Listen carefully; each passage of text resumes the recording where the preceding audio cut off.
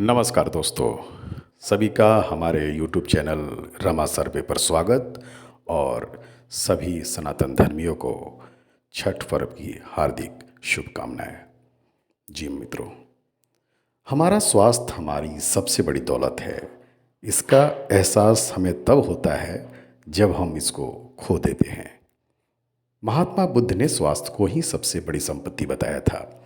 उन्होंने अपने प्रवचनों में कहा था कि परिवार में प्रसन्नता न लाने के लिए, मन की शांति पाने के लिए सबसे पहले स्वयं को अनुशासित करना चाहिए, मन को नियंत्रित करना चाहिए। मन नियंत्रित होने के बाद ही आत्मज्ञान का मार्ग मिल सकता है। सभी ज्ञान और गुण तभी हमारे पास आएंगे जब हमारा शरीर स्वस्थ रहेगा। ईश्वर ने बीमारियां नहीं बनाई, उन्होंने तो केवल स्वास्थ्य बनाया।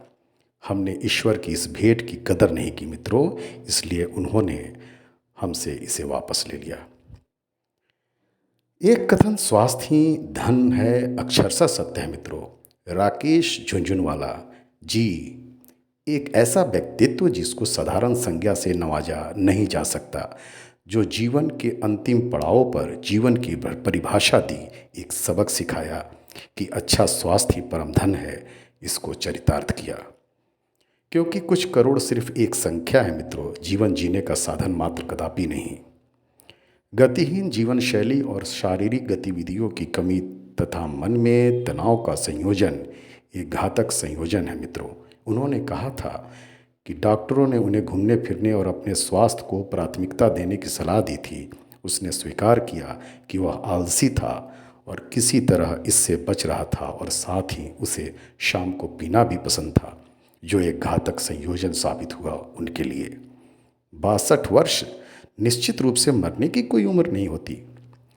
उन्होंने स्टार हेल्थ नामक कंपनी में निवेश किया था, जिसमें आम आदमी अपनी चिकित्सा जरूरतों के लिए निवेश करता है। लेकिन अफसोस, उनके शब्दों में, मैं एक भारी शराबी हूँ और रोज़ाना 6 पैग पीता हूँ, प्रतिदिन 25 सिगरेट पीता हूँ, सुअर की तरह खाता हूँ और कोई शारीरिक व्यायाम नहीं।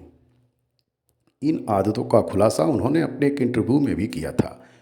तो एक तरह से उन्होंने अपनी किस्मत खुद ही तय कर ली थी। उनका ब्लड शुगर बिगड़ गया था, ESRD और हेमोडायलिसिस पर वो जीवित थे।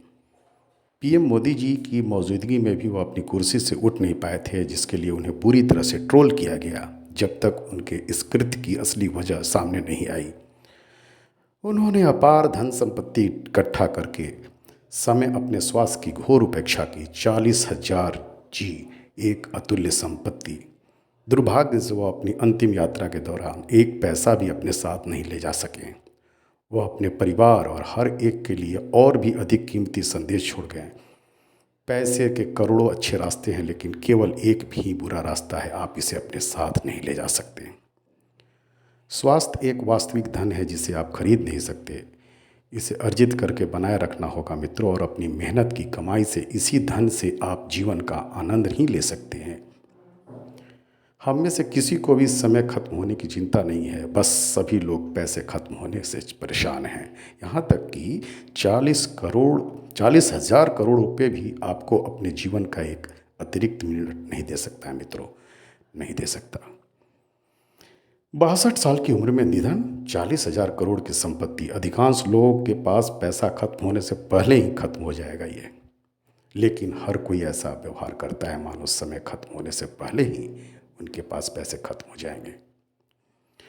जी हाँ मित्रों, बीमार इंसान को हमेशा डर लगा रहता है कि उसकी मृत्यु ना आ जाए, जिसके कारण वह मन की शांति खो देता है। अर्जित धन से उसे बीमार पर खर्च करना पड़ता है। बीमार व्यक्ति दूसरे पर निर्भर रहता है, जिसके कारण उसे निराशा भी होती है।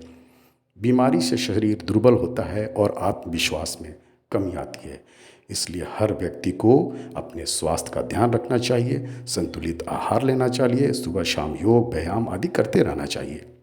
अपने व्यस्त जीवनचर्या में से कुछ समय खुद के लिए निकालो मित्रों, ताकि आप खुद का और अपने स्वास्थ्य का अच्छी तरह से ध्यान रख सकें। अच्छा स्वास्थ्य जीवन की उन्नति का आधार। जी मित्रों, सर्वे भवन्तु सुखिनः, सर्वे सन्तु निरामयाः। बहुत बहुत धन्यवाद।